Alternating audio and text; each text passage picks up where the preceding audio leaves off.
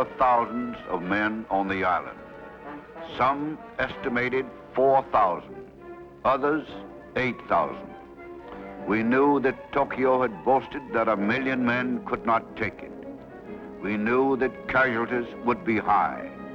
We knew with the cold, brutal logic of war that every enemy killed by the pre-invasion fire would be one fewer to shoot at the Marines as they stormed ashore. So at Tarawa we planned a naval and air strike to knock the enemy out of his concrete bunkers, his concrete foxholes, his concrete emplacements, and his concrete reinforced underground positions. We asked for 10 days of naval bombardment by the battleships and their 16-inch rifles. In my opinion, nothing except the atomic bomb has a destructive power of a 16-inch shell fired in a flat trajectory from close range. Unfortunately, the threat of possible action from enemy service craft and planes precluded the Navy's utilization of so much of their ammunition. Had they fired at all at Tarawa and then been surprised by the enemy fleet, it could have been disastrous. They did give us 3 days of naval fire, plus carrier-based plane strikes, which dropped 185 tons of bombs the 2 days before D-Day. It wasn't enough, not nearly enough, but it was the best we could manage at that time. On November the 20th, 0441, when the Japanese shore batteries opened fire on the fleet, the USS Colorado and the USS Maryland swung their big guns and answered.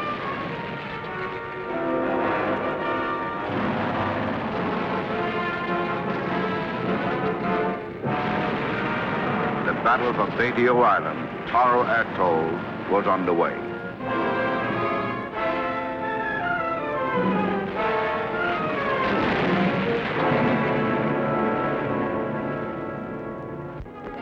As we board the Amtraks, which are carrying the first 3 waves into the beach, we are bewildered by the strength of the enemy fire. After the days and days of bombing and bombardment, we wonder how anyone can be alive. But someone is. The 8-inch guns captured at Singapore and transplanted here have not been silenced. 3 of the 4 spray the convoy with water and steel from near misses. To escape their fire, the convoy moves, and we mill in circles as H-hour is delayed. And then again. And a 3rd time. An hour later, the guns are finally silenced. A small minesweeper moves in to clear a path through the lagoon. And a new threat develops. High-velocity anti-tank and anti-boat guns cut loose. From this beached and gutted hulk, Japanese machine gunners spray our assault wave. We circle some more. We drive them out. Once. Twice. 3 times. Finally, we take drastic measures. One destroyer takes 2 non-fatal hits below the waterline. Smoke, intended to screen our approach from the enemy, fails. The wind is blowing from the wrong direction. Naval aviators give the island and areas near the landing beaches a final pasting.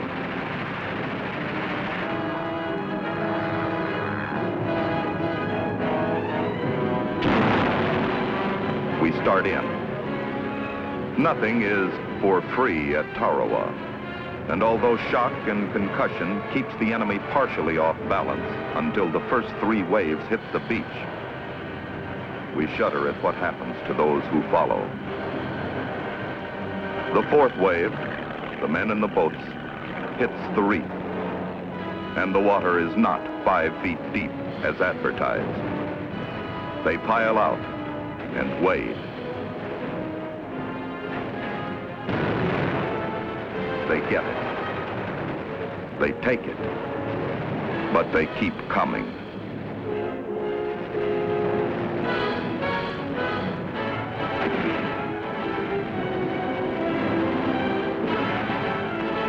pier is cleared of the enemy.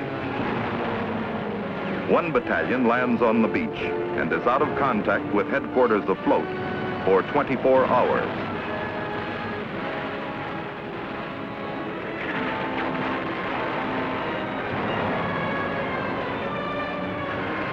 This is the beach, 12 feet wide, bounded on the north by the friendly island.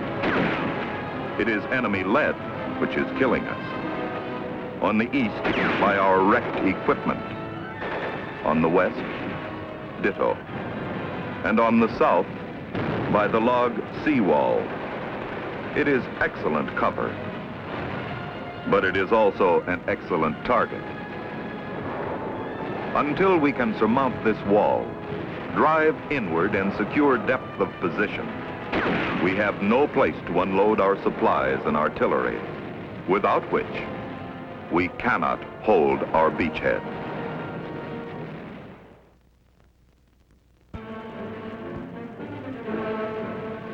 Enemy fire had knocked out so many of the amphibious tractors that we could not mount successive assault waves. To commit any more men, the landing boats and the reef would have been murder. So General Julian Smith passed the order not to move in until some of the guns had been silenced or until the cover of night and the hope of a higher tide. The handful ashore were on their own. On board the APAs, Marines, seeing their buddies on this spot, cried, cursed, and beat their fist against steel gunnels in helpless protest. By some miracle, Colonel Shoup got ashore, set up communications, gained cohesion and impetus. We inch forward. This is a new kind of war. We have fought in the jungles and swamps of Guadalcanal, but here, a rock shoots at you. You drop on the sand to dig a foxhole with your belly and hear voices underneath. A log isn't a log. It's a painted cannon barrel. A rat hole turns from black to shiny, and a lead bumblebee sings in your ear, sometimes closer. Our 37s score direct hits and bounce off. A coconut falls and turns out to be a grenade. The enemy is everywhere, above and below, in front and even behind, 4,000 of them.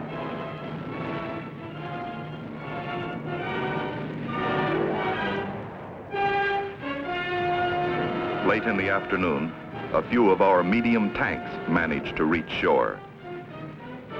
That evening, Colonel Shoup radioed, the issue is still in doubt. Our position was precarious. After a full day's fighting, we held only two tiny beach areas of less than 300 yards width and 150 yards at the point of deepest penetration. On the red beaches at the north, we held the pier, a penetration of 50 yards on the east side circle the base and 150 yards to the west. On the green beach, the 3rd Battalion was in a slightly better position, owning some 400 yards, the tactically important point at about 175 yards of the northern beach. Some artillery had been brought ashore, but was not in use as there was no place to set it up. As night fell on D-Day, many a prayer was uttered for the safety of those ashore. Generals, admirals, officers, non-commissioned officers, and men prayed. They knew that a determined counterattack in force would probably wipe out the beachheads. On board, we wait. Ashore, our buddies are fighting, and we who would help are helpless. There are no Amtraks to carry us to the beach. Topside, messages come in, calling for naval bombardment to break up any mass concentrations. For fighters to drop fragmentation bombs. We count the enemy gun flashes ashore. We strain to count our answering fire from the beach. It is our only way of knowing how goes the battle. With our amphibious tractors reduced to a skeleton force by enemy gunfire, with another low tide over the reef, we cannot launch another assault wave. If the Marines on the beach are driven into the sea, Tarawa will be lost. Rule 1, amphibious operations. Always have enough landing craft to put your troops ashore. And so we wait, and count the flashes, and wait. We pray, and some curse, softly, reverently, and wait. Thanks to bombs and naval gunfire which had destroyed the enemy communications, they were never able to launch an all-out counterattack. And our boys, our magnificent Marines, had weathered all the other actions. They had held.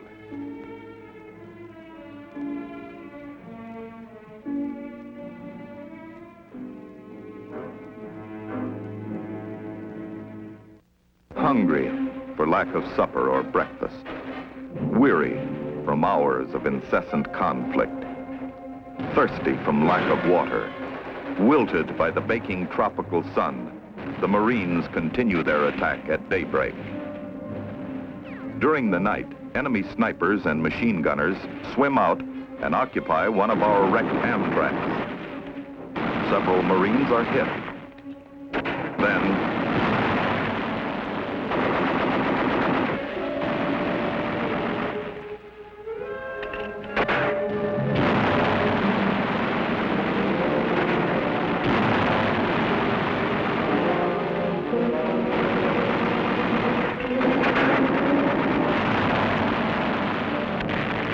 by 12:45 of D+1, the 3rd Battalion, 2nd Marine Division, has secured all of Green Beach to a depth of 150 yards.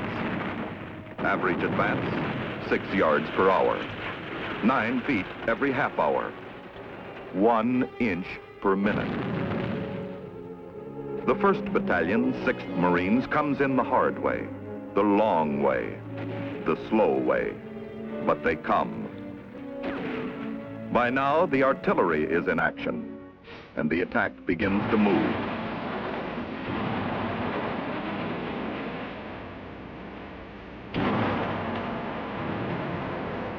Infantry teams go to work. Flamethrowers cover the infantry advance.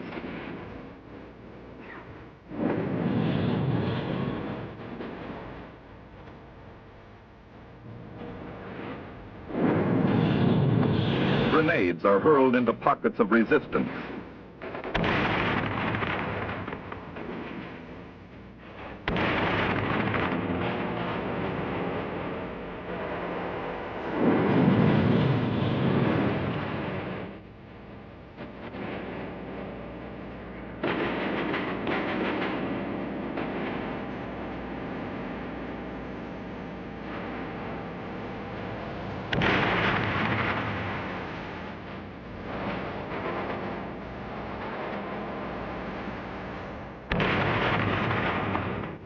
Planes add their support.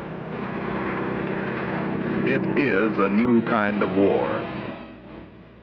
We write the book as we go. We creep. We crawl. We stalk and are stalked.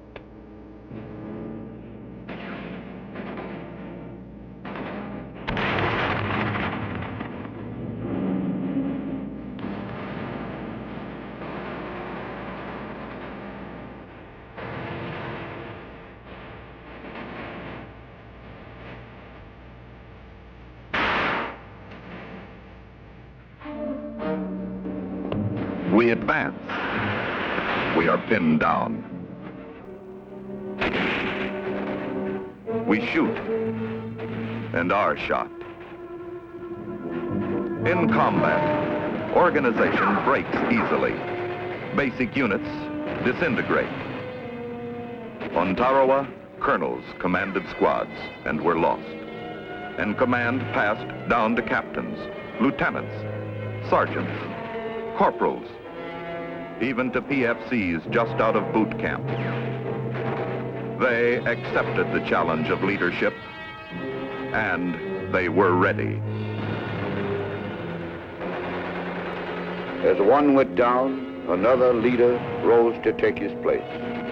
Here you see privates first class, corporal, sergeants, doing the deeds which lead them into officer training and their commissions. And having been good enlisted men, they are today good officers, good leaders who know their jobs, because they learned those jobs the hard way, the way you never forget. In the Marine Corps, we are proud of our officers who came up through the ranks.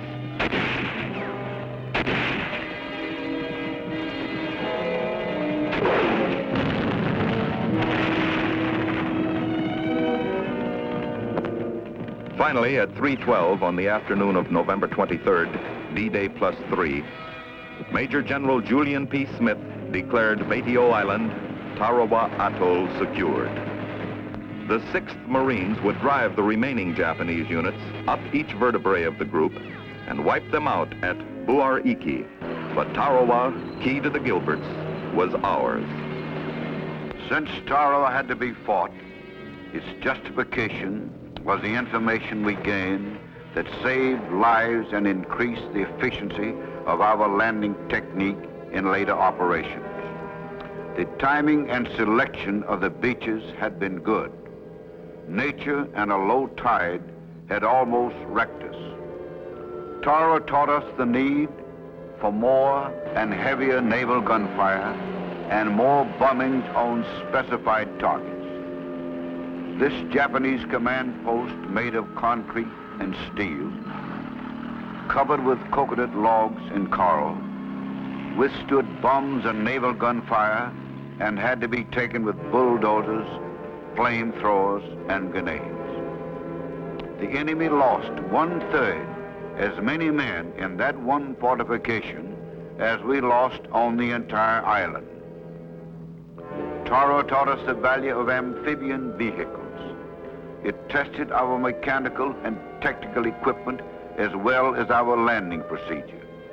In subsequent landings, we always had a reserve of Amtraks to get the assault waves ashore. Tarawa taught us that the theories and peacetime maneuvers which we had developed were sound with certain revisions.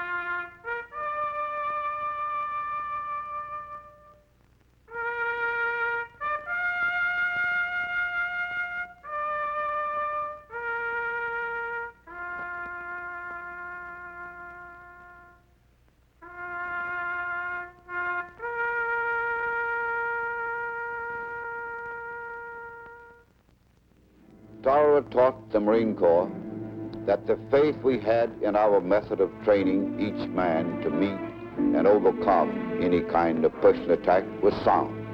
It taught me that there was nothing soft about the American border. He's just as strong, just as courageous, just as able, and just as willing as his ancestors have been to perform the impossible feats of uncommon valor.